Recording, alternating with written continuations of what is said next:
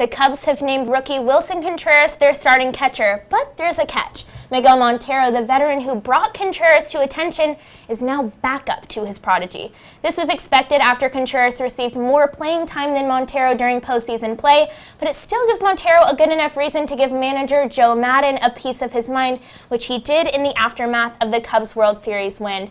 I'm joined by Tommy Stokey of FanRag Sports. Tommy, the Cubs are a strong team, no doubt about it, but if we're talking about any cracks in the organization, do you think that Montero's big personality could be one potentially? Yeah, I think he maybe is looked at as a ticking time bomb of sorts. He is certainly honest, and in this case, I don't necessarily think he's wrong, saying that, all I care about is my teammates. He might not get along with Joe Maddon, and normally that's fine, but somebody as honest as him, as open as him, and someone who's not necessarily performing, because he didn't last year, that can be cause for concern. And with a team that's repeating, while I think that he's a good personality to have that can keep people honest when complacency could potentially set in, I don't know that the front office and management is going to want potential problems coming from their backup catcher who's making $13 million and potentially not performing. Now, if he performs and everything goes well, there's no problem. If he doesn't perform, that's where they can look to move him, and even if it's just a salary dump, and find somebody else who can keep quiet and not ruffle any feathers in an organization where there's going to be so much media attention and so many people looking for those cracks. Montero is probably stop number one on where they're going to look. So he does have a year left. So what do you think the future holds for him?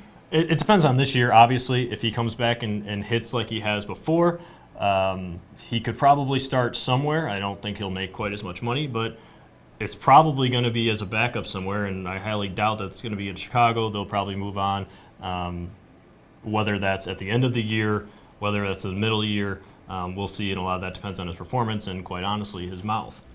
So we've had pitchers and catchers report to spring training. We've talked about catchers. Let's talk about pitchers. Does anything stand out to you in the Cubs starting rotation? It could be the last hurrah for the guys that they have. I mean, they have John Lester. They'll have him beyond. They'll have Kyle Hendricks beyond. But Jake Arrieta is a free agent after this year. I would be surprised if he returns because he's going to be 32, a Scott Boras client. He's going to want to make a ton of money. I'm not sure that this Cubs front office is going to pay for past performance. And as much as Arrieta's been a part of what they've done, the fans love him. By all accounts, he loves being in Chicago. Ultimately, I don't see them giving him that big deal, so I would anticipate he's gone. John Lackey, he'll be a free agent after this year. Who knows if he retires, keeps going. Maybe he comes back on a short-term deal, but you're going to have questions in the rotation after this year.